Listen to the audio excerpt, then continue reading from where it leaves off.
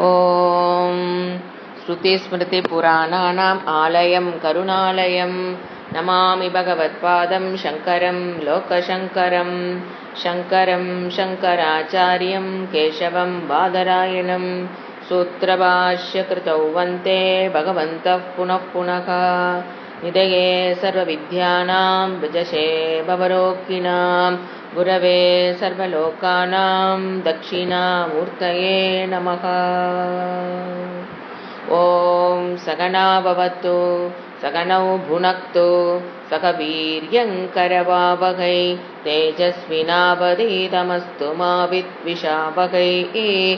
ॐ शान्ति शान्ति शान्तिः।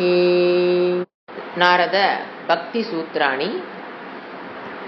இதில் இதுவரைக்கும் நம்ம பார்த்த சூத்திரங்கள் பார்த்தீங்கன்னா, அவர் ஃபர்ஸ்ட் சூத்திரத்தில் அதாதோ பக்திம் வியாக்கியாசியாமக, உங்களுக்கு அந்த அத்வைத பக்தியை பற்றி, அபேத பக்தி அத்வைத பக்தியை பற்றி நான் விளக்கமாக முழுமையாக சொல்ல போகிறோம் அப்படின்னு ஆரம்பிச்சு, அந்த பக்திங்கிறது என்ன சொன்னார் ரெண்டாவது சூத்திரத்தில், தொஸ்மின்னு பரப்பிரேம ரூபா, ஈஸ்வரிடம் இறைவனிடம் கொள்கின்ற ஈஸ்வர பரம பிரேம, அந்த பக்திங்கிறது பிரேமம் அன்பு அப்படிங்கிற சொன்னாரு.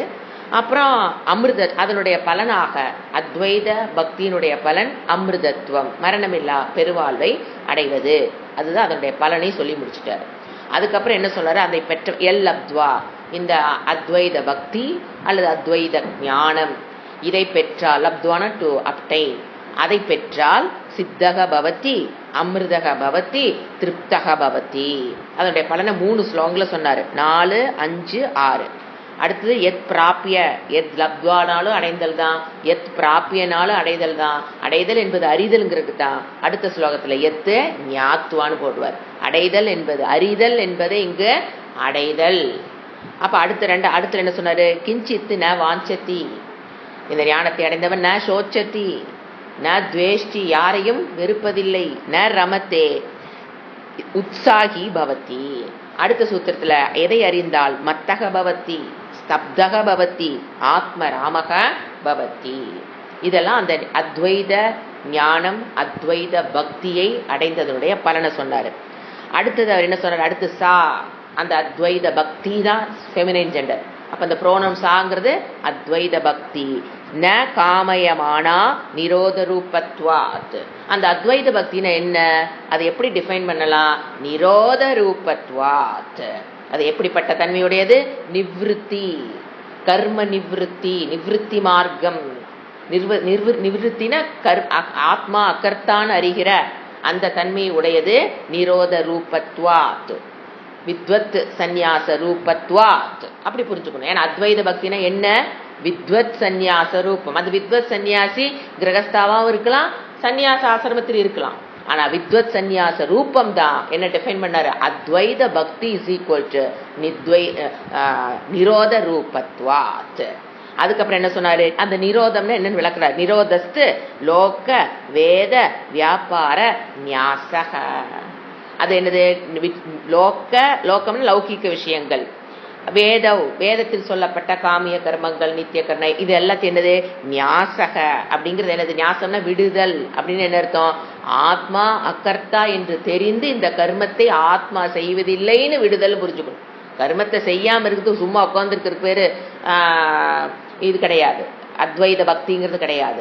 ஆத்மா அகர்த்தா அந்த ஞானத்தின் மூலியமாக பெறக்கூடியதுதான். இதுல அதாவது லோக கர்மங்கள் நீங்க செஞ்சாலும் சரி, வைதிக கர்மங்களை செஞ்சாலும் என்னன்னு புரிஞ்சுக்கிறது தான் அத்வைத பக்தி, அத்வைத ஞானம். அத்வைத பக்தி இஸ் ஈக்குவல் டு அத்வைத ஞானம் அப்படிங்கறத இங்க சொல்றாரு. அதுக்கடுத்து நம்ம போன கிளாஸ்ல பார்த்தது தஸ்மின்னு அனன்யதா. அப்பதான் நம்ம பார்த்தோம் அனன்யாங்கிற வேர்டு ஒரு 2 விதமான ஒரு சிக்னிபிகண்ட் வேர்டு. அத பக்தி தர்சனத்துல எப்படி பாக்குறாங்க, வேதாந்த தர்சனம் இறைவன் அந்த வேர்டு எப்படி யூஸ் பண்றாரு அப்படிங்கிறது ஒரு டீட்டெயில நம்ம போன கிளாஸ்ல, அதுக்கு முதல்ல கிளாஸ் நம்ம பார்த்தோம். அனன்யா பக்தி என்பது அவங்க சொல்ற மாதிரி ஒரு தேவதைகளிடம் கொண்ட பக்தியை விட்டு வேற இடம் தேவதைகளிடம் பக்தி கொள்ளாமல் இருப்பது அல்ல. விஷ்ணு மட்டும் கும்பிடுறது, சிவனை மட்டும்தான் நாங்க கும்பிடுவோம் அப்படிங்கறது அனன்யா பக்தி அல்ல. ந அந்நியங்கிறத ந அந்நிய தேவதான புரிஞ்சுக்கிறாங்க. ந அந்நிய தேவதா அப்படி அவர் சொல்லல. அனன்யா பக்திங்கிறது வேறு ஏன்னா அப்படி வேறு தேவதைகளை வழிபடல அப்படிங்கும்போது எதுக்கு சாஸ்திரத்தில் இறைவன் இத்தனை தேவதைகளை கொடுத்து இத்தனை ஹோமங்கள் இத்தனை பூஜை புனஸ்காரங்கள் ஒரு தேவதைக்கு எது பிடிக்கும் எதை வைக்கணும் எப்படி வழிபாடு படணும் பூஜை முறைகள் எதுக்கு இத்தனை கொடுத்துருக்காரு. ஸோ அப்படி அல்ல. அனன்யாங்கிறது ந அந்நிய தேவதா பக்திங்கிற அர்த்தம் அல்ல. ஏன்னா யார் இதை கொடுக்கறது? இப்ப கிருஷ்ணரை கும்பிடுறவங்களும் சரி யாரா இருந்தாலும் அவங்க என்ன சொல்றாங்க? அதைத்தான் சொல்றாங்க. அது கிடையாது.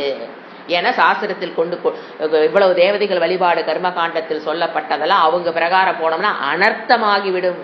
அவங்க இறைவனை பூஷிக்கிறேன்னு நினைச்சுக்கிட்டு இறைவனை டீக்ரேட் பண்ணி கொண்டு இருக்கிறார்கள். ஆனா அவங்க என்ன சொல்றாங்க?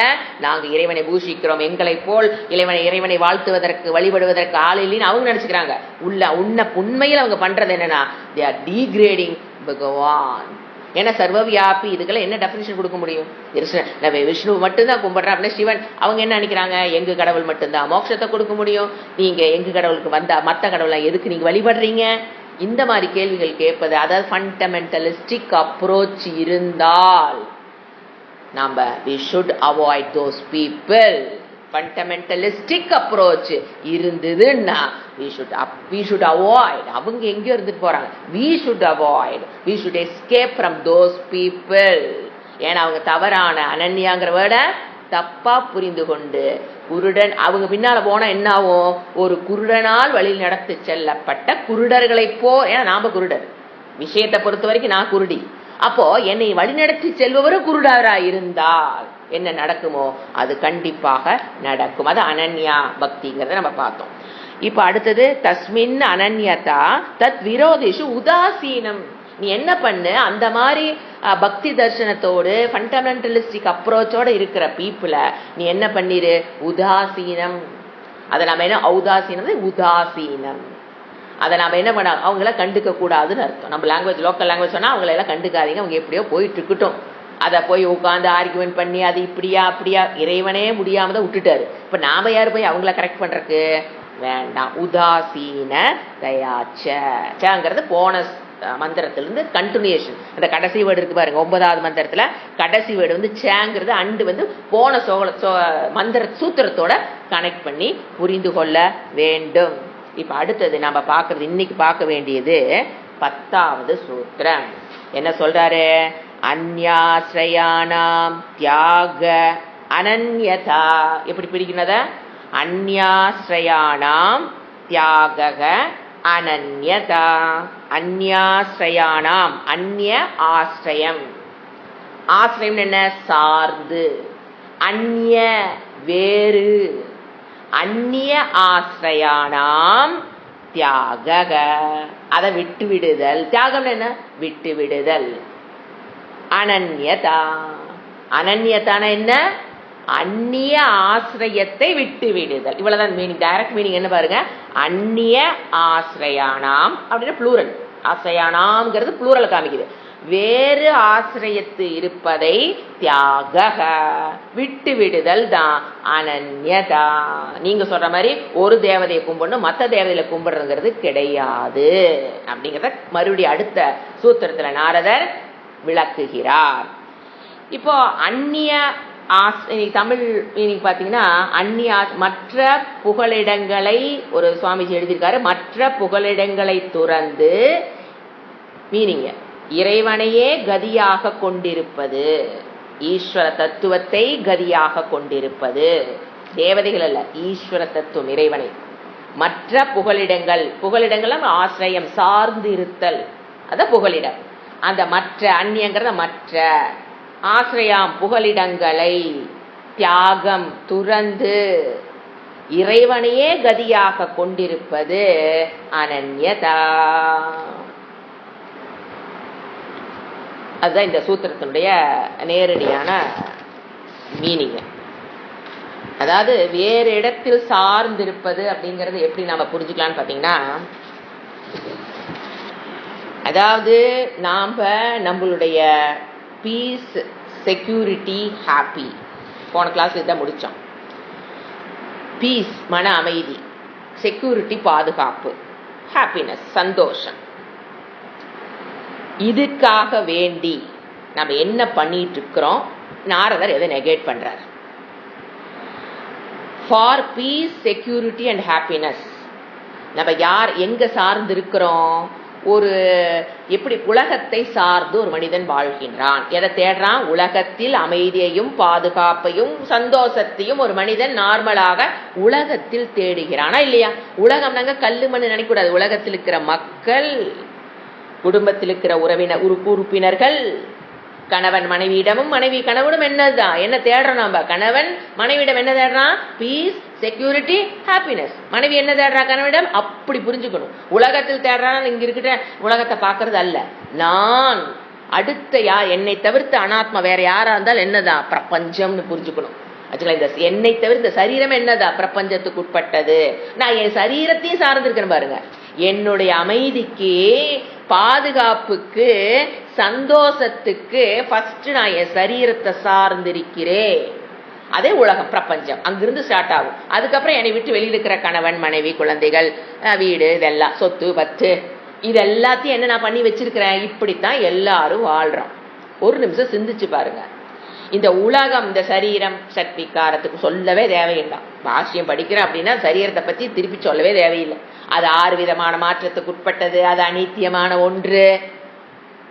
அப்படிப்பட்ட சரீரமோ இந்த உலகம் என்னதான்? அனித்தியம். வெறும் தோற்றத்துக்கும் காட்சிக்கு மட்டும் இருக்கிற ஒரு மித்தியா. அது மட்டுமல்ல, அது ஒரு அதுக்கு உலகத்துக்கு என்னென்ன இல்ல அதை முதல்ல புரிஞ்சுக்கணும். என் உடம்பு உலகங்க, என்னை சுத்தி இருக்கிற உறவுகளும் உலகங்க, நீங்க பாக்குற வெளியில் இருக்கிற உலகம் உலகம். அப்படி புரிஞ்சுக்கணும். இந்த உலகம்ங்கிறது ஒரு ஸ்டெபிலிட்டி இல்லாதது.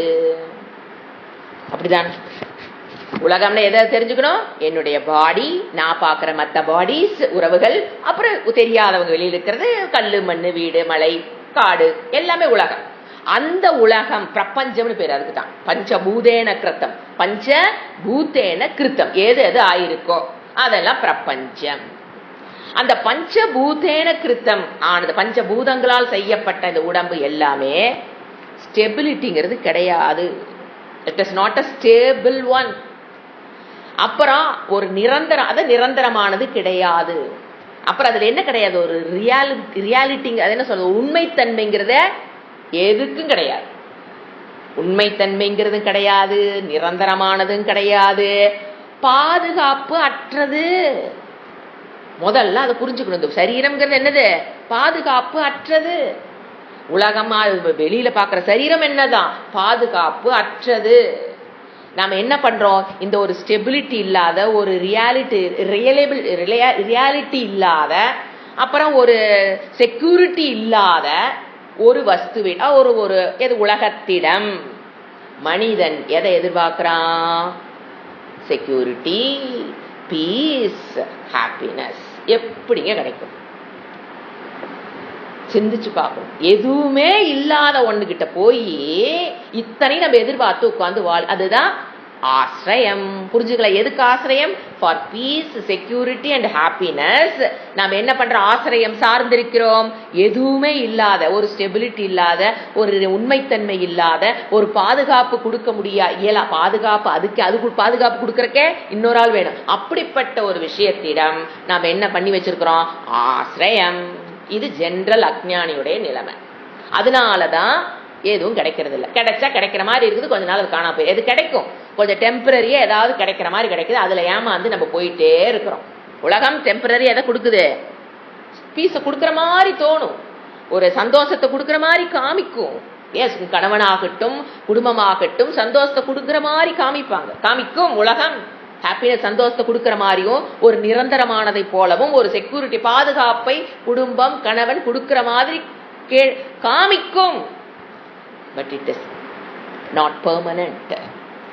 பெர்மனன்டான சந்தோஷத்தையோ, ஒரு பாதுகாப்பையோ, ஒரு ஹாப்பினஸையோ உலகம் எனக்கு கொடுக்க முடியாது. வச்சுக்கிட்டு அவங்கள வஞ்சனை பண்ணல, அவங்களால முடியாது. உலகத்தினால் உனக்கு கொடுக்க முடியாது.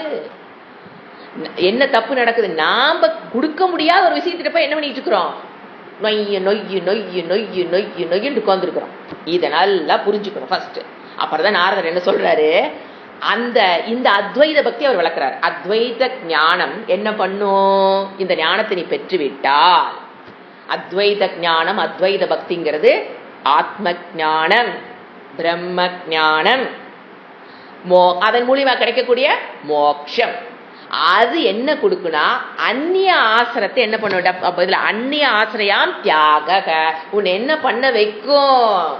நீ உன்னுடைய அமைதிக்காகவும் பாதுகாக்கவாகவும் உன்னுடைய சந்தோஷத்துக்காகவும் நீ உலகத்தை டிபெண்ட் பண்ண மாட்ட. ஃபர்ஸ்ட் ஜிக்னாஸோட ஸ்டேஜ்ல என்ன பண்ணுவோம்? First world dependence. எதுக்கு? For peace, security and happiness world dependence இருக்கும். World dependence include your husband, your kids. அப்புறம் என்ன நடக்கும்? ஜிக்னாசுவாக வரும்போது அவன் எங்க வர்றான்? God dependence. என்ன ஃபர்ஸ்ட் ஜிக்னாசுவாக வரும்போது என்ன புரியும்? ஈஸ்வரா ஜெகத் காரணம், அவரு தான் எனக்கு என்ன கொடுக்க முடியும்? ஒரு பாதுகாப்பையும் ஒரு ஒரு பீஸையும் ஹாப்பினஸையும் அவரு தான் கொடுக்க முடியும். அப்படிங்கும்போது அவனுக்கு பேர் என்ன? ஜிக்னாசு சாதக. இங்க ஸ்டேஜுக்கு வரணும் என்ன பண்ணும்? வேதாந்த வகுப்புகளை அட்டன் பண்ணாதான் ஒரு அஜ்ஞானியா இருக்கிறவன் எங்க வர்றான்? முமுட்சுவாக ஆகி எங்க வர்றான்? ஜிக்னாசு. அவனும் யார நம்பி இருக்கான்? கடவுள், அத கர்மயோகம் எல்லாமே அவருக்கு சமர்ப்பணம். என்ன? பிரசாத புத்தி, உபாசனா, அந்த தேவதை எடுத்து வச்சு உபாசனை, மெடிடேஷன். அது எப்படிப்பட்ட இருக்கலாம்? ஒரு ஏகாக்கிரத மெடிடேஷனா இருக்கலாம், அல்லது விஷால மெடிடேஷன், ஏதோ அதெல்லாம் தான் எனக்கு என்ன, அது அதன் மூலம் அதெல்லாம் பிராக்டிஸ் பண்ண பிராக்டிஸ் பண்றவன் தான் யாரு? ஜிக்னாசு. அப்படிப்பட்ட கடவுளை நான் அறிய வேண்டும். ஞாத்தும் இச்சுகு, அவன் ஜிக்னாசு, அவன் கடவுளை நம்புறான். ஆனா அவனுக்கு என்ன ஒரு அறிவு? நான் வேறு, இறைவன் ஈஸ்வரன் என்பது வேறுங்கிற அறிவோடு அவன் இறைவனை சார்ந்திருக்கிறான். ஆனா அத்வைத பக்தி, அத்வைத ஞானம், பிரம்ம வித்யா, அவன் அந்த ஞானத்தை மோட்சத்தை அடைந்ததுக்கு அப்புறமும் அவன் யாரைத்தான் டிபெண்ட்? God depend only. அப்பமும் அவன் கடவுளைத்தான் ஆசிரியித்து இருப்பான். ஆனா என்ன அறிவோடு? Ishwara is not separate from me. இறைவன் என்னை தவிர்த்து வேறாக இல்லைங்க போது அந்த காட் டிபெண்டன்ஸ் ஈக்குவல் டு என்ன ஆயிருது? Self dependence. அது யாரோட நிலைமை? ஞானி, அத்வைத பக்தியை அடைந்தவன் அத்வைத ஞானி எங்க வர்றான்? காட் டிபெண்டன்ஸ் தான். ஆனா அந்த இறைவன் என்னை தவிர்த்து வேறானவர் அல்லங்க போது அவன் யாரை சார்ந்திருக்கிறான்? அப்ப நீங்க இப்ப என்ன கன்க்ளூட் பண்றான்? இப்ப லாஜிக்க, அவன் அத்வைத பக்தி உடையவன், அத்வைத ஞானத்தை உடையவன், தன்னுடைய அமைதிக்காகவும் பாதுகாப்பையும் சந்தோஷத்துக்கும் உலகத்தை சார்ந்து இல்லை. யார சார்றான்? தன்னை சார்ந்து. ஆத்மா ஏவ, நான் ஆத்மாவாகவே இருக்கிறேன், நான் யாரையும் சார்ந்து என்ன இருக்கு தேவையில்லை, நான் யாரையும் சார்ந்து அமைதியும் சந்தோஷத்தை பெறணுங்கிற அவசியம் இல்லை. ஆத்மராமக ஆத்ம கிரீடக, அவனால மட்டும்தான் முடியும். இதுதான் என்ன சொல்றாரு? அதாவது சொல்லுவாங்க பாத்தீங்களா, ஜிக்னாசப்ப சொல்லுவாரு, சுவாமி சொல்லுவாரு, அவன் யார பிடிக்கிறான், அதாவது புளியங்கொம்பா பிடிக்கிறான் அப்படின்பார். ஜிக்னாசு ஒரு சொல்ல பிடிச்சாலும் புளியங்கொம்பா பிடிங்கிற பாத்தீங்களா, அதனுடைய அர்த்தத்தை அங்க விளக்குவாரு. அது என்னன்னா, நீ உலகத்தை டிபெண்ட் பண்ணி இருக்காத, அது எப்படி மாமரத்தினுடைய கிளையை பிடிக்கிற மாதிரி, அது பாரு பிடிச்சிங்கன்னா டொப்புன்னு ஒடிச்சு போயிடும். இது என்னங்கிறது? புளிய கொம்பாக அவன் பிடிச்சிட்டான். அப்ப கண்டிப்பா அடுத்த ஸ்டேஜ் எங்க கூட்டிட்டு போவார் இறைவன் அவனை? அத்வைத பக்தி. டிபெண்டன்ட் கடவுள்கிட்ட வரும்போதுதான் அவருடைய அனுகிரகத்தினாலதான் அத்வைத பக்தி, அத்வைத ஞானத்தை நீங்க பெற முடியும். புரிஞ்சுங்களா? அது நம்ம இந்த இப்போ அப்ப அவனோட நிலை என்ன? அப்பதான் போன கிளாஸ்ல பார்த்தோம், அத்வேஷ்டாம் சர்வபூதானா. அப்போ நான் இறைவனை தவிர்த்து நான் வேறாக இல்லைங்கிற அந்த ஸ்டேஜுக்கு, அந்த அறிவுக்கு வந்ததுக்கு பிறகு, அந்த ஞானத்தில் நின்றதற்கு பிறகு இந்த உலகமே என்னது? என்னை தவிர்த்து வேறல்ல. எப்ப சொல்ல முடியவனால? நான் ஈஸ்வரனை தவிர்த்து வேறானவன் அல்லன்னு அறிவு வந்ததுக்கு அப்புறம் என்ன தெரியும்? இந்த உலகம் என்னை தவிர்த்து வேறல்ல, இந்த உலகம் தன்னுடைய இருப்பிற்கு என்னை சார்ந்து இருக்கிறது. இந்த உலகம் எனக்கு சந்தோஷத்தை கொடுக்க வேண்டிய அவசியம் இல்லை. நான் உலகத்துக்கு என்ன கொடுத்துட்டு இருக்கிறேன்? பாதுகாப்பையும் சந்தோஷத்தையும் கொடுத்து கொண்டிருக்கிறேன். He can proclaim. அதுதான் அத்வைதம். அந்நிய ஆசிரியத்தை நிரோதக, விட்டு விடுதல். அந்நிய ஆசிரியலாம் தியாக. இந்த இடத்துல அவர் போடுற விட தியாக. இதுக்கு பாத்தீங்கன்னா நம்ம என்ன பார்த்திருக்கோம், இந்த மாதிரி விஷயங்கள் பகவத்கீதையில் சொல்லப்பட்டிருக்கா கொட்டேஷன். ஏன்னா எப்பவுமே எங்கெங்க இந்த விஷயங்கள் கொடுத்து பகவத்கீதையில பாத்தீங்கன்னா அவர் ஸ்லோகமா அமைச்சிருக்காருங்க, இவர் சூத்திரமா அமைச்சிருக்காரு. அவ்வளவுதான் ரெண்டு பேர்த்துக்கு வித்தியாசம். கிருஷ்ணருக்கும் நாரதருக்கும் என்ன வித்தியாசம்னா, கிருஷ்ணர் எளிதாக புரிந்து கொள்ற மாதிரி ஸ்லோகமா அமைச்சிருக்காரு, நாரதர் சூத்திரமா அமைச்சிருக்காரு. ரெண்டு பேத்துக்கு இவ்வளவுதான் வித்தியாசம். சொல்ற கருத்துகள் ஆரம்பத்திலிருந்து கடைசி வரைக்கும் பகவத்கீதையில என்ன இருக்குதோ, நீங்க ஒரு சூத்திரத்துக்கு நீங்க பகவத்கீதையில நானும் நேற்று பார்த்து சர்ச் பண்ணலான்னு பார்த்தா கட கட கட அத்தனை ஸ்லோகங்கள், இதை கொடுக்கலாமா அதை அத்தனை வருது அர்த்தங்கள். ஒரு அந்த பக்தி யோகம் ஒரு 12 அத்தியாயத்தை எடுத்தோம் அப்படின்னா இதை கொடுக்கலாமா, அத்தனை ஸ்லோகமும் கனெக்ட் ஆயிட்டே வருது. பக்தி நாரத பக்தி சூத்திரனையே படிப்பது என்பது அனதர் ஃபார்ம் ஆஃப் ரீடிங் பகவத்கீதாங்கிறது புரியும். அத்தனை கொட்டேஷன் இருக்கு. இப்ப நாம இந்த கருத்தை சொல்லக்கூடியது மெயினா 12வது அத்தியாயம். அதுல பாத்தீங்கன்னா 12வது அத்தியாயத்துல 3, 4 நம்ம எப்போ ஒன்னா பார்ப்போம், ரெண்டு ஒரே கருத்தை உடையது. 12th சாப்டர்ல 3rd and 4 அதுல பகவான் என்ன சொல்றாரு நான் சுருக்கமா சொல்றேன், ஏன்னா நம்ம மூலம் படிக்கும்போது அந்த இடத்துல டீட்டெயிலா பார்க்கலாம். இப்ப கொட்டேஷனுடைய மீனிங் மட்டும் பார்க்கலாம். 2 ஸ்லோகம் 12வது அத்தியாயத்துல 3, 4 இதே கருத்தை பகவான் கூறுகிறார். ஃபர்ஸ்ட் 3வது ஸ்லோகம், ஏத்வக்ஷரமநிர்தேஷ்யம் அவ்யக்தம் பர்யுபாசதே சர்வத்ர கமசிந்தியம் ச கூட்டஸ்தமச்சலம் த்ருவம். அடுத்த 12வது அத்தியாயத்தில் 4வது ஸ்லோகம், சந்நியம் ஏ கிராமம் சர்வத்ர சமபுத்தயः தே பிராப்னுவாந்தி மாமேவ.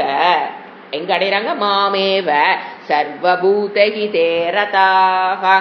சர்வபூத ஹிதேரகாக, எல்லா பூதங்களுக்கும் ஹிதத்தை செய்யக்கூடியவர். என்ன மீனிங், ரெண்டையும் சேர்த்து ஒரே மீனிங்கா சொல்றேன்.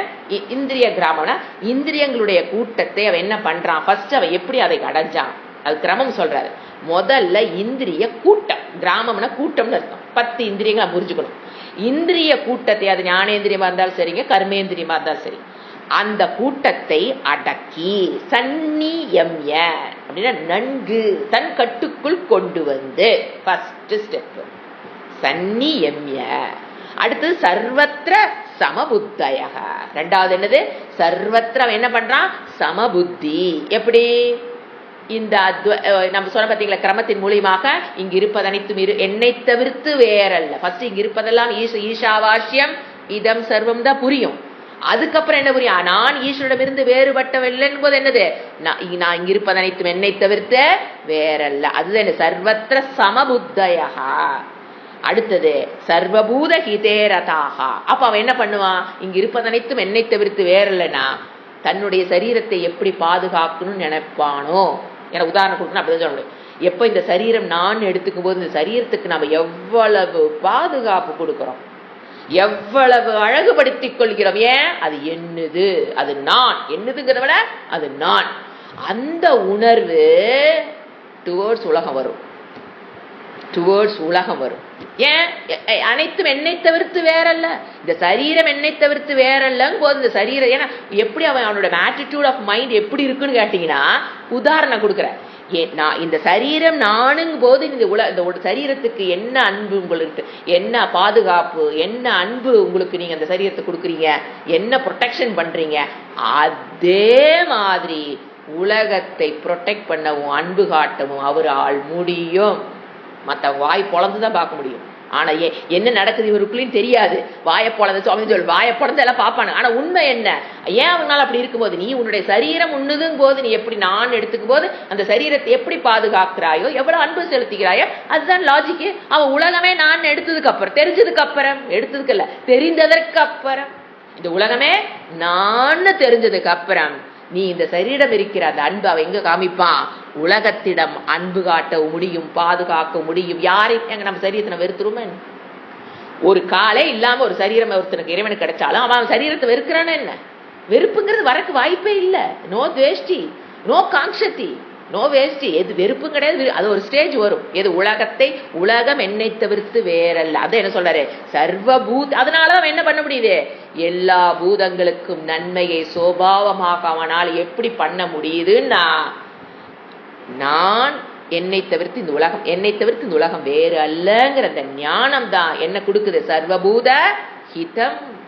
எல்லாவற்றுக்கும், எல்லா மக்களுக்கும், ஜீவராசிகளுக்கும் அல்லது 5 பூதங்களுக்கும் எல்லாத்துக்குமே ஹிதத்தை தான் அவரால் பண்ண முடியுமே தவிர கெடுதலை மனதால நினைக்க கூட அவரால முடியாது. எப்படி என் சரீரருக்கு கெடுதல் பண்ணிக்கலாம் நான் நினைப்பேனா என்ன? அதேதான். அடுத்து என்ன சொல்றாரு, ஏத்து அனிர்தேசம். அது வாக்குக்கு எட்டாத விஷயம். வாக்கினால் ஏதோ வாச்சோ நிவர்த்தந்தே. அந்த விஷயம் எது, அத்வைத ஞானம், அந்த பிரம்ம வித்யா ஆத்மாவை என்ன பண்ண முடியாது, வாக்கினால் எட்டி சொல்ல முடியாது.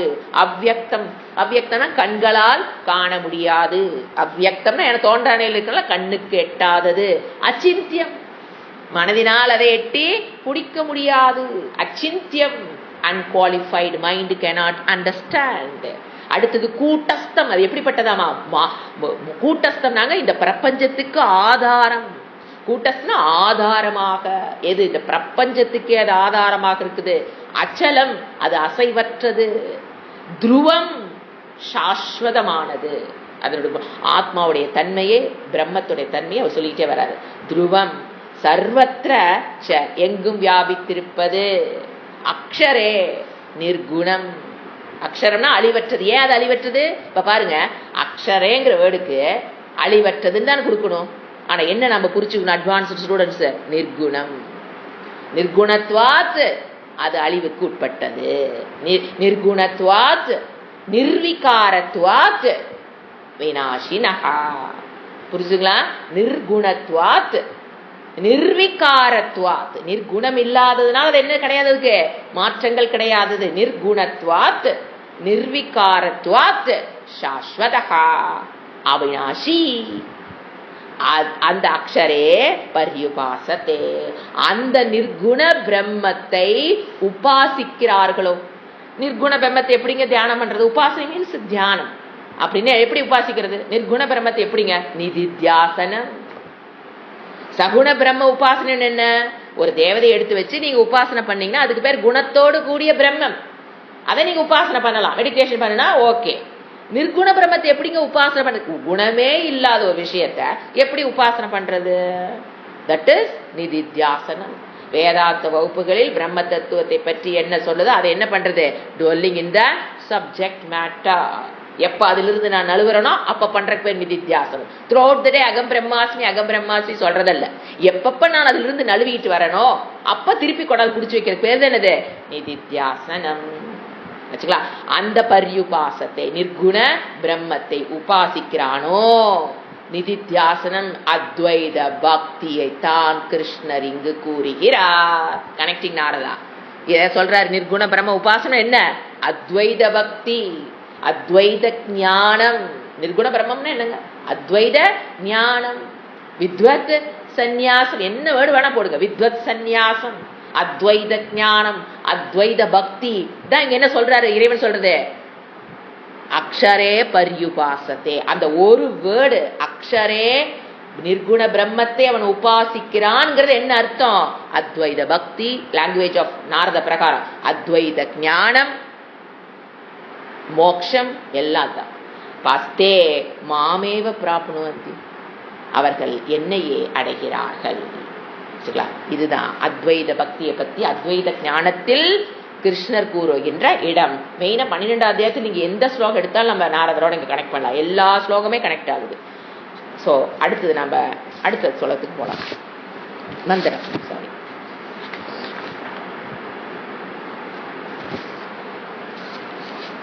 அதாவது அது அத்வைத பக்தி போது என்ன அவனோட இதுன்னு பாத்தீங்கன்னா, he cares everybody.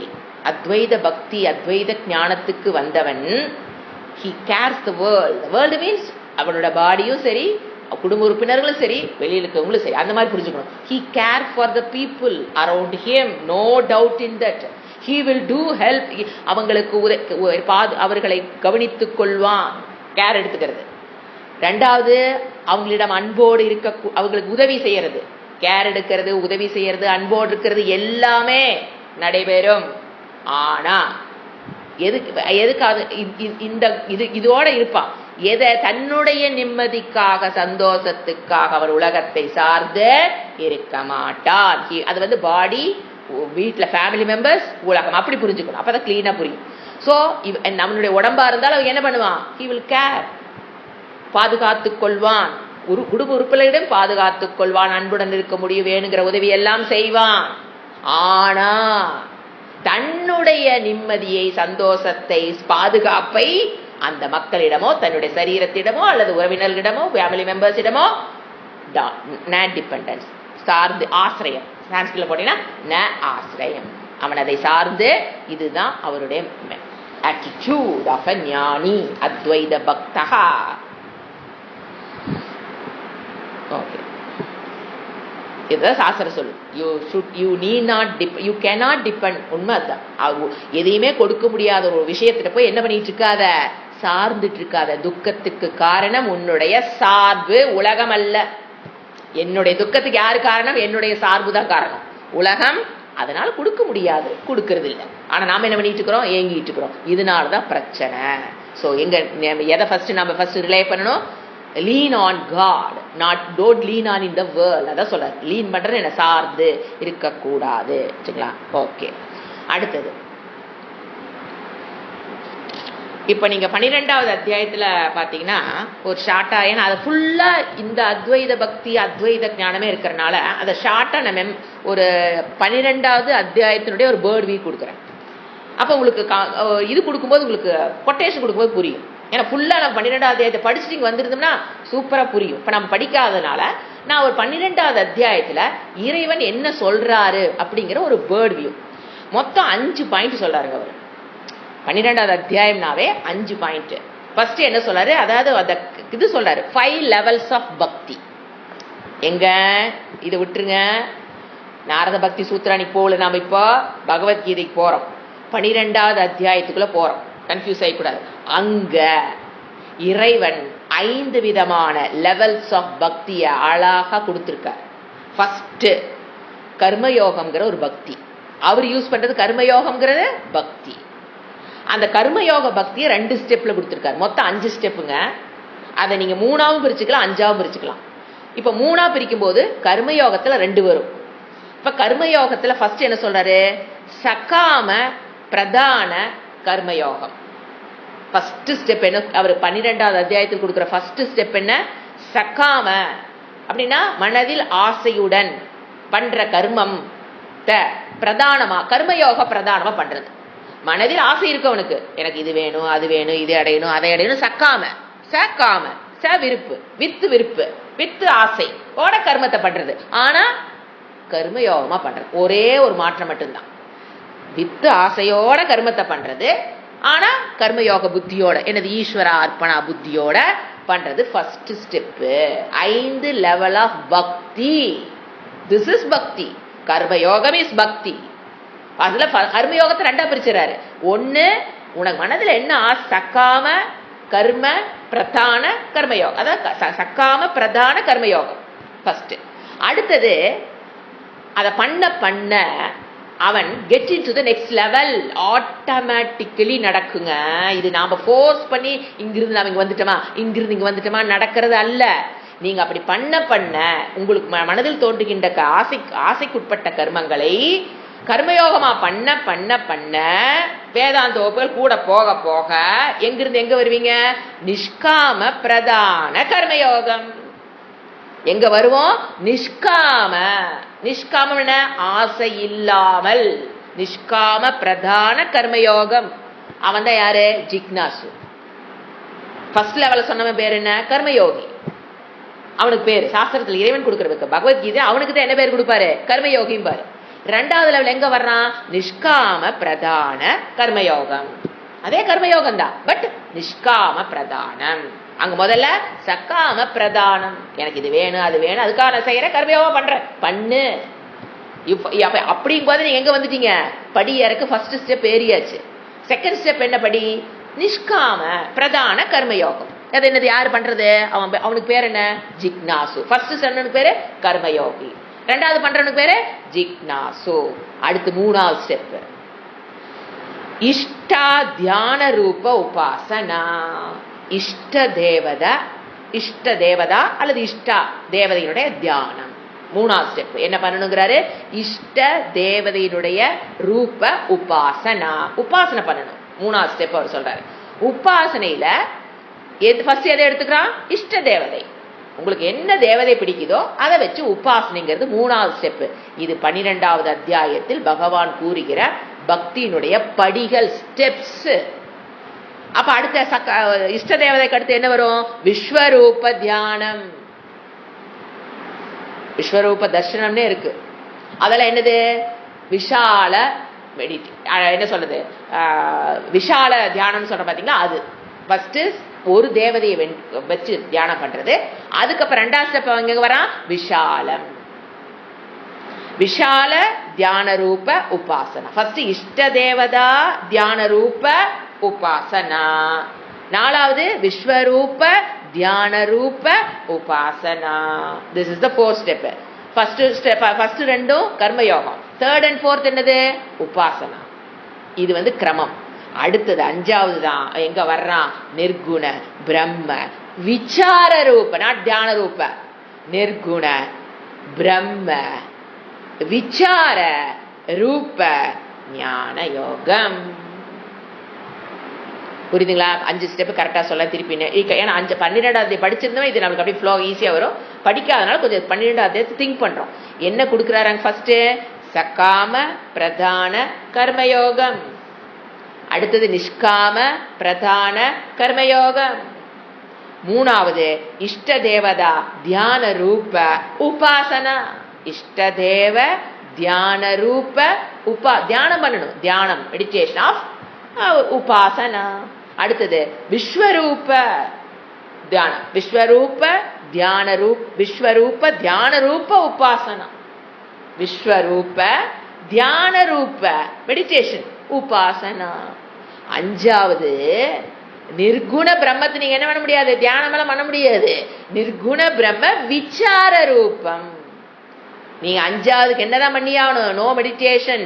It is நிதித்தியாசனம்ங்கிறது இட் இஸ் நாட் அ தியானம், அது விசாரம். சோ நிர்குண பிரம்ம விசார ரூப ஞான யோகம். ஃபர்ஸ்ட் கர்மயோகம், உபாசனா, ஞான யோகம். இது எப்படி மூணா பிரிச்சீங்கன்னா, ஃபர்ஸ்ட் 2 எங்க வரும்? கர்மயோகம். செகண்ட், தேர்ட் அண்ட் ஃபோர்த் எங்க வரும்? உபாசனா. ஃபிஃப்த் என்ன வந்துடும்? ஞான யோகம். கர்மயோகம் இப்ப பாத்தீங்களா? 12வது அத்தியாயத்துல எல்லாத்தையும் கவர் பண்ணிடுவாரு. கர்மயோகம், உபாசனா, ஞான யோகம். ஞான யோகம்னு என்ன? ஞானத்தோடு யோகம். யோசனை பாருங்க. ஞான யோகம்ங்கிற திங்க் பண்ணி பாருங்க. ஞானத்தோடு தன்னை இணைத்துக் கொள்ளுதல். ஃபர்ஸ்ட் எதோட நினைச்சுக்கிட்டான்? கர்மத்தோடு தன்னை இணைத்துக் கொள்ளுதல் கர்மயோகம். அது கர்மயோகமா பண்ணும்போது அது கர்ம யோகி அவன். கடைசி ஸ்டெப் என்னது? 5வது ஸ்டெப் ஞானத்தோடு தன்னை இணைத்துக் கொள்கிறான். எப்படிங்க நினைச்சுக்கிறது? பெட்ரூம்ல படுத்துக்கிறது, அண்ணாந்து பார்த்துட்டு ஞானத்தோடு நம்ம இணைத்துக் கொள்ளுதா என்ன? சிரவணம் மனனம் நிதித்தியாசனம் பண்ணும்போதுதான் நீங்க எதோட நினைச்சுக்கிறீங்க? ஞானத்தோடு உங்களை நீங்கள் இணைத்துக் கொள்கிறீர்கள். அதுதான் வேதாந்த வகுப்பு. எத்தனாவது? நிர்குண பிரம்ம விசாரம்ங்கிறது அட்டெண்டிங் த வேதாந்த கிளாஸஸ். இதுதான் எங்க 12வது அத்தியாயத்தில் இறைவன் கொடுக்கிற. இப்ப பாருங்க, இதே கிரமத்தை இவர் என்ன பண்ணிட்டு வர்றாரு? நாரதரு சூத்திரமா அமைச்சு கொண்டுகிட்டு வந்துகிட்டே இருக்கிறாரு.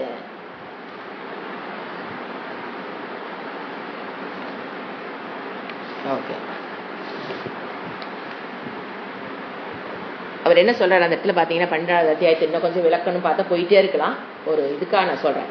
அவர் என்ன சொல்றாரு? நிர்குண அந்த 12வது அத்தியாயத்துல நிர்குண 5 சொல்லிட்டு கடைசியா முடிக்கும் போது என்ன சொல்றாரு? நிர்குண ஈஸ்வர விசாரம். வேர்ட்ஸ் மறந்துடக்கூடாது. கடைசி பாயிண்ட், நிர்குண ஈஸ்வர விசாரம் இஸ் வெரி டிஃபிகல்ட். எடுத்து ஒரே அடி அடிப்பாரு. Is very difficult. என்ன வேர்டு யூஸ் பண்ணா? வெரி கிளேஷகா. அங்க வேர்டு யூஸ் பண்ணுவார், வெரி கிளேஷகா. ஏன்னா அதுக்கு குணம் இல்லை, அவ்வளவுதான். அங்க பதில் அவ்வளவுதான். நிர்குணம் ஈஸ்வரனை விசாரம் பண்றதுங்கிறது கஷ்டம், வெரி கிளேஷம். ஏன்? அதுக்கு குணமே இல்லை. குணமோடு இருக்கிற ஒன்றை எடுத்து வச்சு நீ விசாரம் பண்ணுனா ஈஸி. குணமே இல்லாத ஒன்ன புடிச்சு வச்சுக்கிட்டு விசாரம் பண்றது கஷ்டம். அப்புறம் சொல்லுவாரு, ஐயோ ரொம்ப கஷ்டமா இருக்குதே, அப்ப விட்டுறலாமா? ஏன் அதே ரொம்ப கஷ்டம், அது விட்டுறலாமா? அப்ப சொல்லுவாரு, விட்டுறாத, ப்ரிப்பேர் யுவர் செல்ஃப், உன்னை நீ தகுதியாக்கிக்கொள். அந்த மாதிரி ஒரு விஷயத்த கஷ்டமா இருக்குன்னு விட்டுறாத, ஏன்னா வேற வழி கிடையாது உனக்கு, அதை நீ புரிஞ்சுதான் ஆகணும். அப்ப என்ன பண்ணு, அதை புரிந்து கொள்வதற்கு நீ என்ன பண்ணிக்க, உன்னைய make you qualified. This is advice given by Bhagavan in 12th chapter. Confuse பண்ணிக்கூடாது. ஏன்னா நம்ம நாரத பக்தி சூத்திரம் படிச்சுட்டு பகவத்கீதையில போன இது அங்க சொன்னாங்களா இங்க சொன்னாங்களா, இது பகவான் அட்வைஸ். எங்க என்ன சொல்றாரு, உனக்கு உன்னுடைய மனதுக்கு காலம் கொடு, give time to your mind to get the qualification. அப்போ குவாலிஃபிகேஷன் ஆனதுக்கு அப்புறம் உனக்கு சொல்லி கொடுக்கறதெல்லாம் எங்க புரியும்.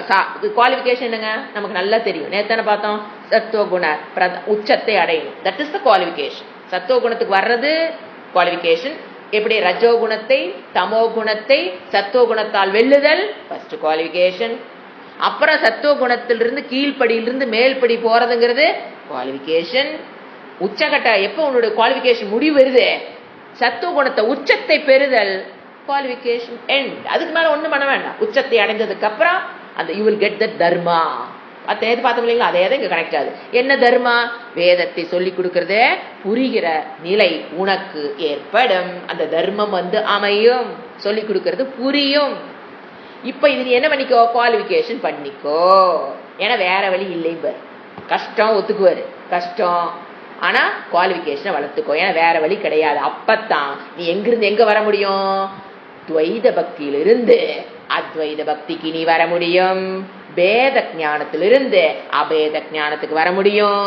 அபரா பிரகிருதியிலிருந்து பரா பிரகிருதிக்கு வர முடியும். பேத பக்தியிலிருந்து மோட்சத்துக்கு நீ வர முடியும். அப்பதான் நீ என்னை அடைய முடியும்ன்றவர் கடைசியா முடிக்கும் போது. அப்பதான் நீ இதெல்லாம் பண்ணினா தான் என்னை நீ அடைவாய். தத்து சிருஷ்டுவா. ஏன் என்ன அதுக்கு என்ன சொல்லுவாரு, ஜீவாத்மா பரமாத்மான்னு நீ புரிஞ்சுக்கணும். பரமாத்மாங்கிறது வேறல்ல, ஜீவாத்மாங்கிறது வேறல்ல. ஜீவ ஏவ பரம் பரமேவ ஜீவன் புரிஞ்சுக்கிட்டீங்கன்னா அது ஐக்கிய ஞானம்.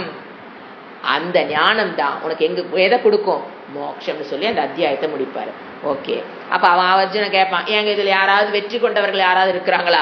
இவ்வளவு கஷ்டங்கிறீங்களே இந்த உலகத்தில். அடுத்த கேள்வி அங்க கேட்கும் போது ஏதாவது வெற்றி கொண்டவர்கள் யாராவது இருக்கிறாங்களா அப்படிங்கும்போது அவர் நிறைய உதாரணங்கள் கொடுத்து நிறைய பேர் இந்த பாதையில் வெற்றி கொண்டிருக்கிறார்கள் அப்படிங்கிறத பரபக்தக அது 13வது சாப்டர்ல எண்ட்லயும் ஒரு கொட்டேஷன் கொடுப்பாரு.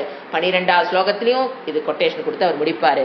நீங்க 12வது அத்தியாயம் வரும்போது நமக்கு இது நாரத பக்தி சூத்திரம் நம்ம அப்ளை பண்ணி நம்ம புரிஞ்சுக்கலாம். ஓகே, இப்ப அடுத்தது சூத்திரம்.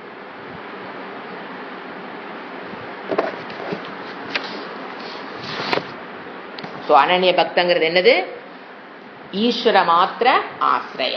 என்ன அனன்ய ஆசிரியாம் தியாக அப்படின்னா என்ன சொல்றாரு அவரு, ஈஸ்வர மாத்திர ஆசிரியம். கன்க்ளூட் பண்ணிக்கலாம் அந்த ஸ்லோகத்தை. ஈஸ்வர மாத்திர ஆசிரியம், ஈஸ்வரனை மட்டும் என்ன இருக்கணும், ஆசிரியம். அதான் அவர் சொல்றாரு. அப்ப அதுல 2 லெவல் பாக்குறோம். ஒன்னு ஜிக்னாசு, இறைவன் வேறு நான் வேறுங்கிற இடத்துல அவன் ஆசிரியமா இருப்பான். ஞானிங்கிறவர் இறைவன் என்னை தவிர்த்து வேறல்லன்ற இடத்துலயும் இறைவனிடம் அவர் ஆசிரியம். That is equal to self ஆசிரியம். புரிஞ்சுங்களா? இதுதான் பேசிக் நம்ம புரிஞ்சுக்க வேண்டியது. அடுத்தது 11வது சூத்திரம். நீ பாத்தீங்கன்னா கொஞ்சம் எல்லாம் மாறும். 11, 12, 13 மார்க் பண்ணிக்க. இந்த 3 ஒரே கருத்தை கொடுக்கக்கூடியது, ஒரே மெயின் கான்செப்ட் ஒண்ணுதான். அதாவது இப்ப என்ன சொல்றாரு பாத்தீங்கன்னா, இதுக்கு முன்னால ஒரு இன்ட்ரோடக்ஷன் போனா தான் இது புரியும். இந்த 3க்கும் ஒரு இன்ட்ரோடக்ஷன் தேவைப்படுது. இவர் என்ன சொல்ற, இறைவன் என்ன சொல்ற, இது பகவத்கீதையிலையும் வருது. அவர் அதை எதை சூத்திரம் அமைச்சிருக்காரு. இதுக்கு நீங்க தேர்ந்தீங்கனாலும் ஏகப்பட்ட ஸ்லோகங்கள் இருக்கு. நம்ம சப்ஜெக்டுக்கு வருவோம். இவர் என்ன சொல்றாரு, இப்போ ஒரு சாதகன், அதாவது ஒரு ஆரம்பிக்கிறான், இந்த இறைவனை பற்றிய ஞானத்தை நம்ம பெறணும் அப்படிங்கும்போது 2 வாழ்க்கை முறைகள் பகவத்கீதையில சொன்னதே தான். 2 வாழ்க்கை முறை அவன் தேர்ந்தெடுக்கலாம். சந்நியாச வாழ்க்கையும் தேர்ந்தெடுத்து போகலாம். நம்ம அங்கேயே பார்த்துருக்கோம், டீட்டெயிலாக பார்த்துருக்கோம். விவிதிஷா சன்னியாசியா ஆயிக்கலாம். குடும்பத்தை அதுக்கு பர்மிஷன் கிராண்டட் பை பகவான். புரிஞ்சுங்களா? அது இறைவன் வந்து அதுக்கெல்லாம் எதிர்ப்பெல்லாம் தெரிவிக்கிறது இல்லை. ஈ கிராண்டட் பெர்மிஷன். உனக்கு பூர்வ ஜென்மத்தை புண்ணியம் இருக்குது, நீ அங்கே போய் தான் கற்றுக்கணும்னா ஓகேன்ட்டுவார். ஸோ விவிதிஷா சன்னியாசத்தை ஏற்றுக்கிறான். அப்புறம் போய் ஆசிரமத்தில் சேர்ந்து படிக்கிறான், ஞானத்தை பெறுகிறான். அதுக்கப்புறம் அவர் என்ன ஆகுறாரு? வித்வத் சன்னியாசி. அவர் ஒரே ட்ரெஸ் தான், ஒரே மனுஷன் தான். ஆனால் ஃபர்ஸ்ட் எப்படி உள்ள நுழைஞ்சார்? ஆசிரமத்துக்கு நுழையும் போது விவிதிஷா சன்னியாசி. அது படிச்சு முடிச்சதுக்கு அப்புறம் அந்த ஞானத்தை பெற்று ஞான நிஷ்டைக்கு வந்துடணும். அப்ப அவர் யாரு? வித்வத் சன்னியாசி. ஓகே, அவங்களுக்கு எந்த கர்மமும் கிடையாது. உள்ள போனப்ப அம்மா அப்பா உலகம் யாருக்கு எதையும் செய்ய வேண்டியது இல்லையா? எல்லாத்தையும் ஞாசம் பண்ணிட்டு உள்ள போறாங்க. இப்ப அவங்கள விட்டுருங்க. விவிதிஷா சன்னியாசியா உள்ள போறாங்க, படிக்கிறாங்க, வித்வத் சன்னியாசி ஆகிறாங்க. அவங்க வந்து என்ன வேணா பண்ணலாம். அவங்களுக்கு வந்து கண்டிஷனே கிடையாது. சொல்லியும் கொடுக்கலாம். அல்லது அவதூத சன்னியாசி இருந்து பாருங்க, அந்த மாதிரி ஒரு இடத்துல இருந்து இன்னொரு இடத்துக்கு சுத்திக்கிட்டு இருக்கலாம். அவங்களுக்கு எந்த கண்டிஷனும் கிடையாது. பகவான் எதையும் எந்த கர்மத்தையும் இறைவன் அவர்களுக்கு டூஸும் சொல்லல, டோன்ட்டும் சொல்லல. யாருக்கு? வித்வத் சன்னியாசின். இது மூலியமா வந்தவன் விவிதிஷா சன்னியாசியாக வந்து வித்வத் சன்னியாசி ஆனா அவனுக்கு இறைவன் கூப்பிட்டு இது டூ இது டோன்ட்னு சொல்லல. எது வேணா அவங்களுக்கு பண்ணலாம். Full freedom. அவங்கள விட்டுருங்க. இப்ப இன்னொருத்தர் இருப்பாங்க. யாரு? நம்மள மாதிரி இருக்கிறவங்க. இவங்கள யாரு? நாம வித்வத் சன்னியாசியை ஏத்துக்கிட்டு இருக்கிறோம். இல்ல வித்வத் எதுவும் கிடையாது. என்ன பண்றோம்? அவன் குடும்பத்தில் அந்த குடும்பத்தில் இருந்து கொண்டே எதை மேனேஜ் பண்ண முடியுது அவனுக்கு? கர்மயோகம் பண்ணி அதுக்கப்புறம் சிரவணம் மனனம் நிதித்தியாசனம் பண்றக்கு குடும்பத்துக்கு இருந்து கொண்டே மேனேஜ் பண்றாங்க பாருங்க.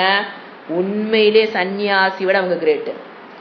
ஏன்னா நீங்க சன்னியாசி வாழ்க்கை பாருங்க, அவங்களுக்கு மன மெச்சூரிட்டி இருக்கும் போது அவங்களுக்கு எந்த டிஸ்டர்பன்ஸும் கிடையாது. காலேருந்து சாயங்காலம் வரைக்கும் அவங்களுக்கு டிஸ்டர்ப் பண்றதுக்கு அங்க ஆள் கிடையாது. இவங்களே பார்த்து டிஸ்டர்ப் ஆனா மட்டும்தான் உண்டு. அதுதான் இறைவன் சொல்வார், கர்மயோகத்தை புகழ்வாரு. ஏன்னா இயற்கைக்கு மாறுபட்டு நமக்கு போகாம இயற்கையோடு குடும்பத்துக்குள்ள வர்றோம். அப்ப என்ன பண்றோம்? எப்படியோ டைம் மேனேஜ் பண்ணி ஈஸ்வர அனுகிரகம் ஆத்ம அனுகிரகம் எல்லாம் பண்ணி நம்ம என்ன பண்ணிடுறோம்? கிளாஸுக்குள்ள வந்துடுறோம். அதுக்கப்புறம் என்ன பண்ணணும்? டைம் மேனேஜ்மெண்ட் ஒன்று இருக்கு பாத்தீங்களா? அது ரொம்ப ரொம்ப பெரிய ஆர்ட் ஆஃப் லிவிங். அது டைம் எதுக்கு? குடும்பத்தினுடைய கர்மத்தையும் பண்ணிக்கிட்டு சிரவணத்துக்கு டைம் கொடுத்து மனனத்துக்கு டைம் கொடுத்து நிதித்தியாசனம் எல்லாமே அவன் பண்ணி என்ன ஆகிறான்? வித்வத் சன்னியாசி ஆயிடுறான்.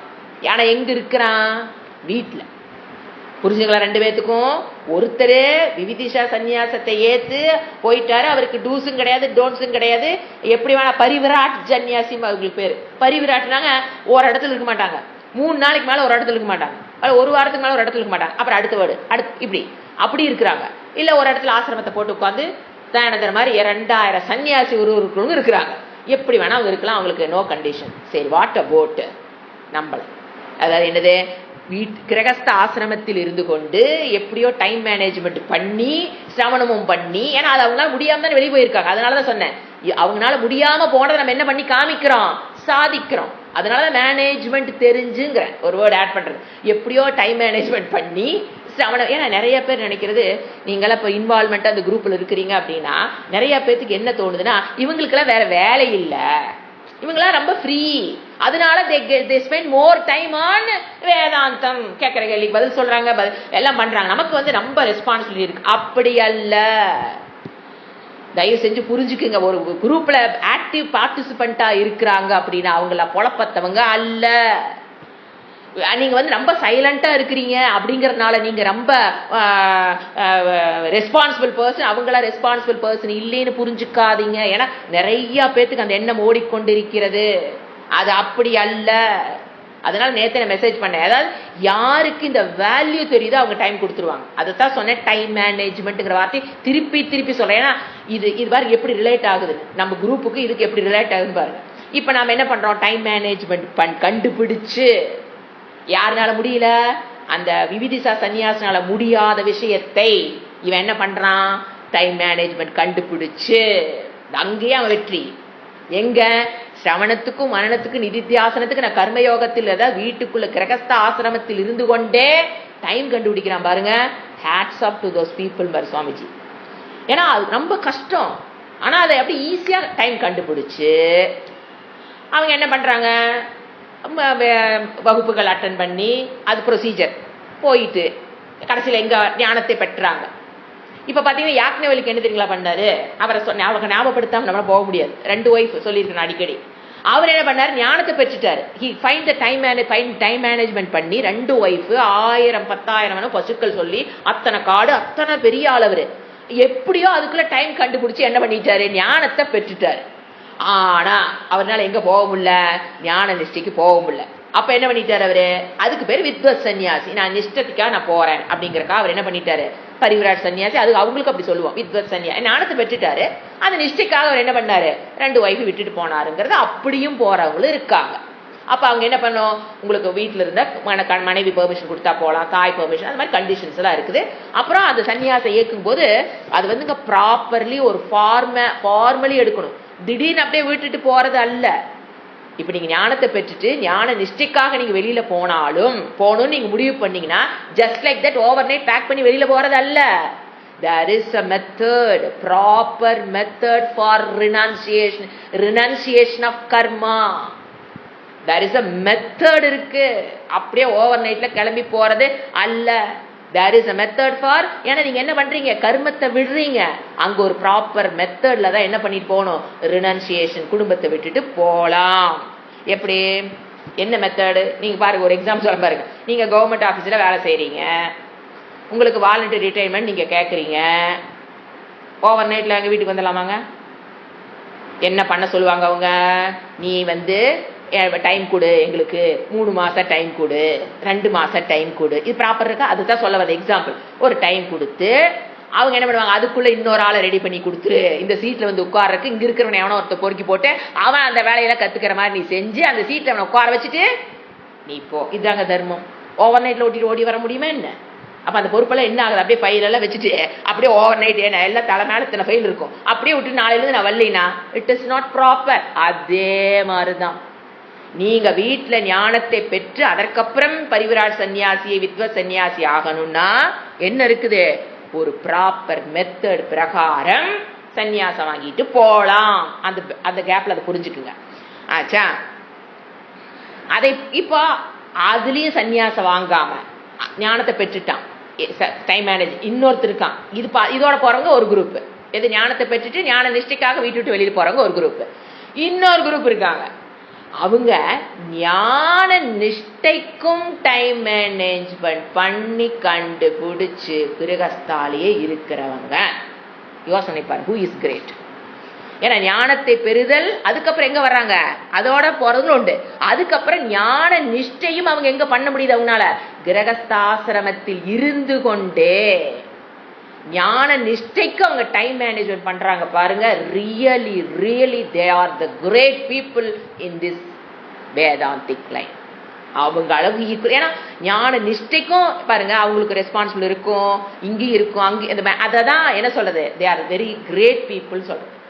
அப்போ அப்படி வந்துடுறாங்க, என்ன அடைஞ்சிட்டாங்க, டைம் மேனேஜ்மெண்ட் பண்ணி ஞான நிஷ்டைக்கும் குடும்பத்துக்குள்ளேயே இருந்து எப்படியோ பொத்தக்கா அடிச்சு ஞான நிஷ்டையும் முடிச்சுட்டாங்க. அதுக்கப்புறம் அவங்களுடைய கர்மம், அவங்க வேலை செய்யறாங்க, அவங்களுடைய கர்மம் இருக்குமா இருக்கா, லௌகீக விஷயமா இருக்கலாம், லௌகீகமா இருக்கலாம், அல்லது வைதிக கர்மமா இருக்கலாம், இருக்குமா இல்லையா? அதனுடைய நிலை என்ன, ஸ்டேட்டஸ், அவருடைய அந்த கர்மங்கள் எதுக்கு? இப்ப பாத்தீங்கன்னா அவருக்கு வந்து இப்ப மற்றவங்களுக்கு எல்லாம் யார மீன் பண்ணாம நல்லா புரிஞ்சுக்கணும். குடும்பத்திலேயே ஞானத்தை பெற்று குடும்பத்துக்குள்ள இருந்துட்டே ஞான நிஷ்டைக்கு போயிட்டு அங்க அந்த குடும்பத்திலேயே வாழ்கிறான் ஒருத்தன் வச்சுக்கலாம்.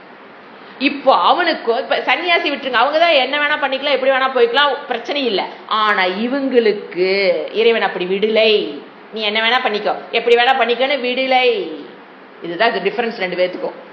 என்ன பண்றாரு இறைவன், அவனுக்கு நீங்க முதல்ல புரிஞ்சுக்கணும் என்னன்னு. இப்ப அந்த ஸ்டேஜுக்கு வந்தவங்களுக்கு கர்மம் அவசியம் இல்லை. எதுக்கு? கர்மயோகம் பண்ணி நான் சித்த சுத்தி பெறணும், அவருக்கு தேவையில்லை. எல்லாம் முடிச்சிட்டாரு. கர்மத்தை எல்லாம் வந்து எப்படி 12வது அத்தியாயத்தில் என்னென்ன கர்மயோ எப்படி ஸ்டெப் சொன்னாங்க. கர்மத்தை பண்ணுன்னு சக்காமா பண்ணி, நிஷ்காமமா பண்ணி, இஷ்ட தேவதை உபாசனை பண்ணி, விஸ்வரூப உபாசனை பண்ணி, அல்லது எல்லா கர்மத்தையும் அவர் என்ன பண்ணிட்டாரு, முடிச்சிட்டாரு. சோ இனிமேல் பண்ண போற கர்மம் ஸ்வதர்மமா இருக்கலாம், அதன் மூலியமாக அவர் அந்த கரணை சுத்தி பெறணும் கோப்பா எதுவுமே அவருக்கு தேவையில்லை, எல்லாத்தையும் முடிச்சிட்டாரு. கர்மயோகத்தை முடிச்சுதானே உபாசனை முடிச்சிட்டாரு, ஞான யோகத்தையும் முடிச்சிட்டாரு இல்லைங்களா, ஞான யோகத்தையும் முடிச்சிட்டாரு. இப்போ அவரு கர்மத்தை பண்றார். அப்போ இறைவன் அங்கு வர்றார், அவரை கூப்பிடுறார். ஏய் பி அலர்ட், சன்னியாசி விட்டு அவன் எதையோ பண்ணிட்டு போறான். ஏன்னா அவனுக்கு உனக்கு டிஃபரன்ஸ் இருக்கு. என்னன்னு பாத்தீங்கன்னா, இப்போ ஒரு குடும்பத்துல வாழ்றான்னு வச்சுங்களேன், கிருஷ்ணர் சொன்ன மாதிரிதான், எனக்கு இந்த உலகத்தில் செய்யப்படாததுனோ அடையப்படாததுனோ இனிமேல் நான் அடைய வேணுங்கிறத எதுவும் கிடையாது. கிருஷ்ணர் சொல்லுவார், எனக்கும் போது கிருஷ்ணர் அந்த சரீரத்தில் இருக்கும்போது சொல்றார், நான் எனக்குன்னு எதையாவது அடையணும்னோ இன்னும் அடையப்படல, இனிமேல் இதெல்லாம் அடையப்படணுங்கிற ஒரு லிஸ்ட் எனக்கு கிடையாது. அந்த நிலைக்கு வர்றான் வச்சுங்களா. அப்போ ஆனாலும் அவர் என்ன பண்ணிட்டு இருந்தார் கிருஷ்ணரு, சாதாரண மனிதன் ஆற்றுகிற கர்மத்தை விட அதிகமான கர்மத்தை ஆற்றுனாரா இல்லையா? அத்தனை அந்த அரக்கனை கொள்றது, இந்த அரக்கனை கொள்றது, அரசனா இருக்கிறது, மினிஸ்டர் மேனேஜ்மெண்ட், நாட்டை மேனேஜ்மெண்ட் பண்றது, கடைசியில் யுத்தம், இதெல்லாம் தேவை அவருக்கு. யுத்தத்துக்கு வந்துட்டாரு. ஒரு ஞானி எங்க நிக்கிறாரு பாருங்க, யுத்தம். ஏன்? அவர் பரிவிராட் சன்னியாசி அல்ல, கிரகஸ்த சன்னியாசி. கிரகஸ்த ஞானி. இதுதான் அந்த இடத்துல 2 பேருக்கு வேறுபடும்.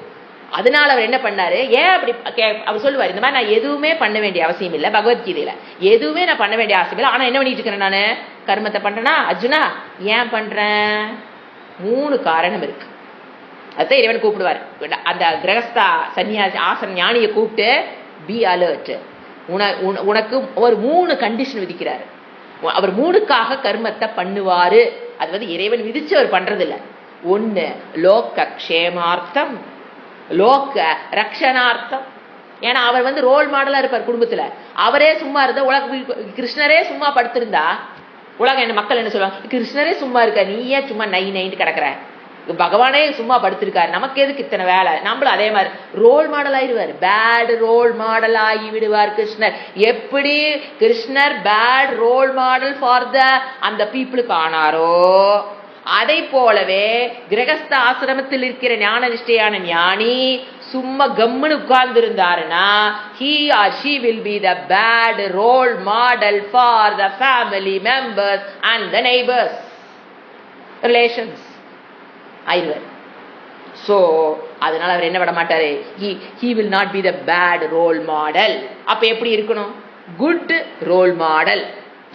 எப்படி இருக்கணும், எப்படி அஜ்ஞானத்தில் இருக்கும்போது அவர் எப்படி பூஜை புனஸ்காரம் சாண்டிங் பாரா என்னென்ன கர்மத்தை பண்ணாரோ, சுவதர்ம அனுஷ்டானம், சமைக்கிறத வீடு கூட்டுறத பெருக்கிறத என்னென்ன வேலை செஞ்சாரோ, கர்மயோகமா பண்ணும்போது எந்தெந்த கர்மத்தை பண்ணாரோ, என்னென்ன கர்மங்கள் ஞானத்தை பெறுவதற்கு முன்பு பண்ணாரோ அதே கர்மத்தை லோகக்ஷேமா, நம்மளை பார்த்து உலகம் கெட்டு போய்விடக் கூடாது, உலகத்தை காப்பாற்ற வேண்டும் என்பதற்காக லோக ரக்ஷணார்த்தம் லோகக்ஷேமார்த்தம், பகவத்கீதை ஒரு வேர்டுமே லோக சங்கிரகார்த்தம். எஸ், அது பகவத்கீதை வேர்டு.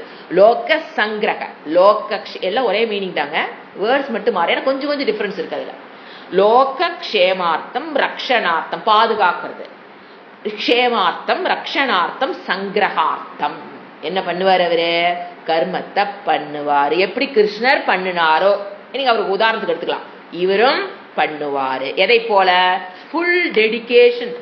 என்ன சொல்றது, இந்த என்ன கிடையாது, இந்த ஸ்லாபி ஜாப் எல்லாம் பண்ண மாட்டார். அப்படின்னா புரியுதா, ஸ்லாபி ஜாப் யோசனை பாருங்க, அது என்னன்னு. அப்படி இருக்க மாட்டார் அவரு. ஏன்னா ஸ்லாபின்னு என்ன சொல்றது, ஏதோ அப்படி அல்ல, full dedication, full determination, full with full பண்ணுவாரு. என்ன இருக்கு அவருக்குள்ள ஓடிட்டு இருக்கோம், I am the role model. நம்மள எத்தனை பேர் பாக்குறாங்க, நம்மளை பார்த்து இத்தனை பேர் இருக்காங்க போது ஐ should take that responsibility. எப்படி கிருஷ்ணன் எடுத்தார் ரெஸ்பான்சிபிலிட்டிய, நான் என்னை பார்த்து மக்கள் கெட்டுருவாங்க, என்னை நிறைய பேர் வாட்ச் பண்ணிட்டு இருக்கானுங்க, என்னை பார்த்து அவனுங்களை கெட்டு போயிடுவானுங்க, அதனால நான் கர்மத்தை பண்றேன்னு சொன்னாரோ, அதே மாதிரி இது கிரகஸ்தா ஞானிக்கு என்ன இருக்கணும், அந்த அலர்ட் மைண்ட் இருக்கணும். I am the role model for, நம்மள நிறைய பேர் வாட்ச் பண்றாங்க, நாம எப்படி வாழ்ந்துக்க அவங்களுக்கு எந்த மாதிரி கர்மத்தை பண்ண நாம் பண்ணாதான் அவங்க என்ன பண்ணுவாங்க, ஃபாலோ பண்ணுவாங்க. அதனால அவர் கர்மத்தை பண்றார். எதற்காக இல்ல, அந்த கர்மத்தில் வர பலனுக்காகவோ, அந்த கர்மத்தினால் வர புகழுக்காகவோ, அந்த கர்மத்தினால் பண்ணக்கூடிய சித்த சுத்திக்காகவோ அவர் கர்மத்தை பண்றக்கு அவசியம் இல்லை. அவர் எல்லாத்தையும் முடிச்சுட்டு வந்துட்டாரு. அவருக்கு எதுக்கு சித்த சுத்தி, கர்மயோகம், உபாசனா, ஏகாக்கிரத சித்தம், விஷால தியானம், எதுக்கு அவருக்கு? எல்லாம் எவ்ரிதிங் அவரோட சக்சீட் ஆகி வந்துட்டாரு. சோ எப்போ கர்மத்தை பண்றாரு, எதுக்குன்னா லோக க்ஷேமார்த்தம். ஃபர்ஸ்ட் 3 சொன்னேன். 2வது சாஸ்திர ரக்ஷணார்த்தம். சாஸ்திர ரக்ஷணார்த்தம் பண்ணுவார். ஏதாவது எந்த சாஸ்திரம் அவருக்கு ஒரு பாதுகாப்பை கொடுத்ததோ, ஒரு அமைதியை கொடுத்ததோ, அதை நான் பாதுகாக்க வேண்டும் என்று அவர் என்ன பண்ணிட்டு இருப்பாரு, ஒர்க் பண்ணுவாரு. ஃபர்ஸ்ட் லோக க்ஷேமார்த்தம், இன்னொன்னு சாஸ்திர க்ஷேமார்த்தம். எந்த சாஸ்திரம் அவருக்கு பாதுகாப்பு உணர்வை கொடுத்ததோ, ஒரு சந்தோஷத்தை கொடுத்ததோ, ஒரு நிம்மதியை கொடுத்ததோ, ஒரு ஆனந்தத்தை கொடுத்ததோ, அதை காப்பாற்றுவதற்காக கர்மத்தை பண்ணுவார். அப்படின்னு என்ன பண்ணுவாரு, சொல்லி கொடுப்பாருன்னு அர்த்தம். சாஸ்திரத்தை ரக்ஷணம் பண்றேன்னா எங்க உபனிஷத் புக்கெல்லாம் வாங்கி அட்டை போட்டு லேபிள் ஒட்டி செல்ஃப்ல வச்சுட்டு ரக்ஷணார்த்தமா என்ன, அதை லைவ் கொண்டு வரணும். புக்கில் இருக்கிற உபனிஷத்து இப்ப என்ன ஆயிட்டு இருக்குது, 5 to 6 லைவுக்கு வருது பாத்தீங்களா, இதுதான் ரக்ஷணம். அதை பண்ணிட்டு இருப்பாரு. 2வது அது சாஸ்திரத்தை ரக்ஷணம் பண்ணணும் போது நோ அதர் எக்ஸ்பெக்டேஷன்ஸ். சாஸ்திரத்தை பாதுகாக்கணும். நாம் பெற்ற இன்பம் பெருகையும் வையகம், அவ்வளவுதான், ஒரே லைன். அதுக்கு சொன்னீங்க. அடுத்து 3வது ஆத்ம ரக்ஷணார்த்தம். தன்னைத்தான் பாதுகாத்துக் கொள்வதற்காகவும் அவர் கர்மத்தை, ஏங்க பின்ன எல்லாம் எலும்பல என்ன ஆயிரும், துரு பிடிச்சிடும். எங்க டாக்டர் சொல்ற மாதிரி லாங்குவேஜ், நீங்க அசையாம அப்படியே கொந்தீங்க என்ன நடக்கும், எல்லாம் துரு பிடிச்சிடும். அப்புறம் ஆயில் விட்டு நான் தான் நீவனும் பாரு. ஆத்ம ரக்ஷணார்த்தம், தன்னுடைய உடலை பாதுகாப்பதற்கும் என்ன பண்ணி ஆகணும், அவரு கர்மத்தை பண்ணி ஆகணும். வச்சுங்களா? இதோட எக்ஸ்பான்ஷன் அடுத்த கிளாஸ்ல பார்க்கலாம். ஓம் சாந்தி சாந்தி சாந்தி. ஹரி ஓம் ஸ்ரீ குருப்யோ நமக. ஹரி ஓம்.